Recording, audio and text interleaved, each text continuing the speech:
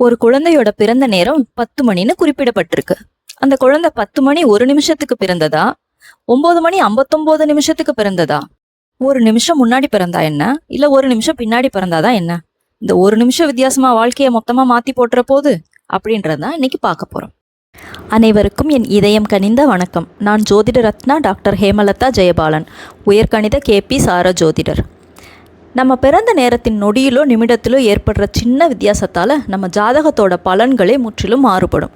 நம்ம பிறந்த நேரத்தின் துல்லியத்தை பற்றி தெரிஞ்சுக்கிறதுக்கு முன்னாடி மனிதர்கள் முதல்ல நேரத்தை கண்டுபிடிச்சது எப்படின்னு தெரிஞ்சுக்கலாம்.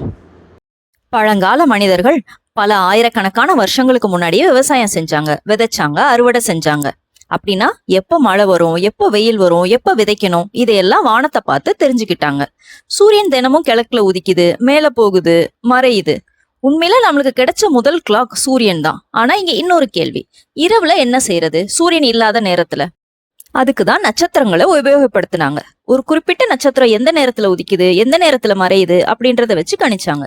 சூரியன் தினமும் உதிக்குது, ஆனா தினமும் அதே இடத்துல உதிக்கிறது இல்ல, கொஞ்சம் கொஞ்சமா வடக்கு நோக்கி நகருது, அதுக்கப்புறமா தெற்கு நோக்கி திரும்புது. இத பல வருடங்கள் கவனிக்கிறப்போ ஒரு பேட்டர்ன் தெரிஞ்சுது. அதுல இருந்துதான் வருடம் உருவானது. சந்திரனை கவனிச்சாங்க, அமாவாசை, வளர்ப்பிறை, பௌர்ணமி, தேய்பிறை, அதுல இருந்து மாதம் உருவானது. நட்சத்திரங்களை கவனிச்சாங்க, அதுல இருந்து இரவு நேரம் கணிக்கப்பட்டது. அப்படின்னா இன்னைக்கு நம்ம பயன்படுத்துற கேலண்டருக்கு பின்னாடி இருந்தது வானத்தோட அப்சர்வேஷன்.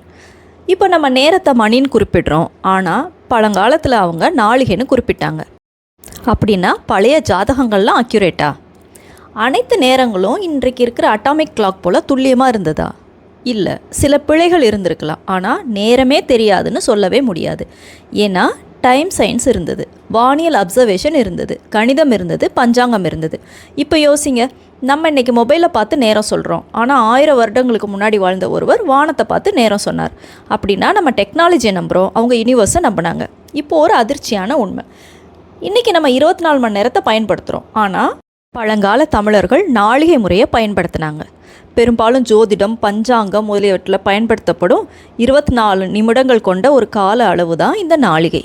பகலில் 30 நாளிகை, இரவில் 30 நாளிகை. அதனால் ஒரு நாளில் 60 நாளிகைகள் உள்ளன.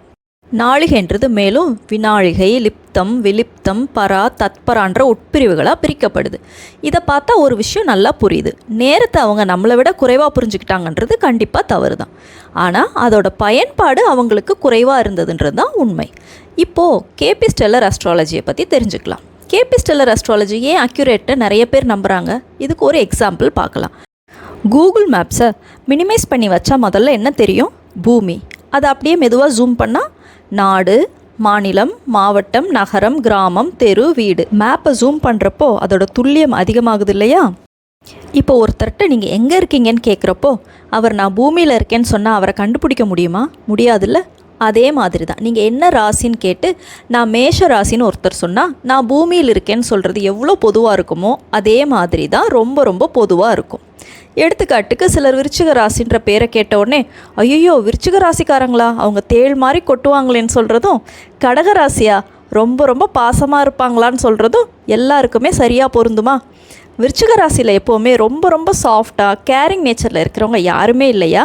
இல்லை கடகராசியில் தான் எல்லாரையும் எப்போவுமே துன்புறுத்திக்கிட்டே இருக்கிறவங்க இல்லையா? இங்கு தான் நட்சத்திரத்தோட இம்பார்ட்டன்ஸ் வருது. ஆனால் இங்கே இன்னொரு ட்விஸ்ட், ஒரே நட்சத்திரத்தில் பிறந்த எல்லாரும் ஒரே வாழ்க்கையை வாழ்கிறாங்களா? இல்லைல்ல. அப்படின்னா நட்சத்திரமும் போதாது இல்லையா? இதுதான் கேபி ஸ்டெல்லர் அஸ்ட்ராலஜி கேட்ட கேள்வி. அதனால தான் நட்சத்திரம் சப்லாடாக பிரிந்தது, சப்லாட் எஸ்எஸ் ஆகவும் ட்ரிபிள் ஆகவும் பிரிந்தது. ஒரே ஹாஸ்பிட்டலில் 2 குழந்தைங்க பிறக்கிறாங்க. ஒரு குழந்தை பிறந்தது 10 மணி, இன்னொரு குழந்தை 10 மணி 3 நிமிஷம். இவங்களுக்குள்ள 3 நிமிட வித்தியாசம். ஆனால் அவங்களோட வாழ்க்கை முழுசும் ஒரே மாதிரியாக இருக்கும்? நிச்சயமாக இல்லை. ஏன்? அதுதான் கேபி ஸ்டெல்லர் அஸ்ட்ராலஜி ஆழமாக ஆராய ஆரம்பித்த கேள்வி.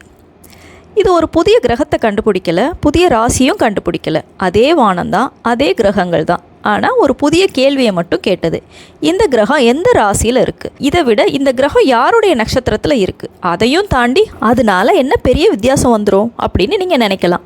ஆனால் கேபி ஸ்டெல்லர் அஸ்ட்ராலஜி ஒரு ஆச்சரியமான விஷயத்த சொல்லுது. சில நேரங்களில் சில நிமிட வித்தியாசம் கூட ஒரு கிரகத்தோட சப்ளாடையே மாற்றிடும். அப்படின்னா நம்ம ஜாதக பலன் கூட மாறுமா? கண்டிப்பாக மாறும். கேபி ஸ்டெல்லர் மெத்தடில் ஏன் வெறும் ராசி மட்டும் பத்தாது? ஒரே ராசியில் பிறந்த எல்லாருக்கும் ஒரே வாழ்க்கை இல்லை இல்லையா? ஏன்னா ஒரு ராசின்றது 30 டிகிரி அளவு கொண்ட மிகப்பெரிய ஏரியா.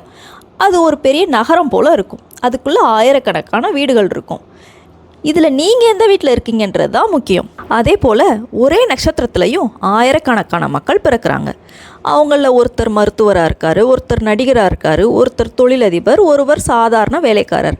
அப்படின்னா நட்சத்திரம் மட்டும் எப்படி போதும்? இதிலிருந்து தான் சப்ளாட் கருத்து வந்தது. ஒரு மைக்ரோஸ்கோப்பை உதாரணமாக பார்க்கலாம். உங்கள் கண்ணால் ஒரு இலையை பார்க்குறீங்க, அது ஒரு இலை.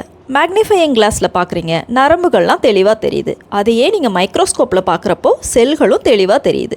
இலை அதே தான், ஆனால் நீங்கள் பார்க்குற ஆழம் மாறுது. அதே போல தான் ராசி, நட்சத்திரம், அதிலிருந்து வர்ற சப்ளாட், இது ஒரு ஆழமான பார்வை. இப்போ மிக முக்கியமான கேள்வி, நம்ம ஜாதகத்தில் லக்னம் எவ்வளோ முக்கியம்? ராசி கட்டத்தில் லக்னம் 1 டிகிரியை கடக்க சுமார் 4 நிமிஷங்கள் ஆகும். ஒரு ராசியை கடக்க 2 மணி நேரம் ஆகும். இதோட ரிசல்ட் என்ன? 2 மணி நேரத்துக்குள்ளே பிறந்த எல்லாருக்கும் ஒரே ஜாதக கட்டம்.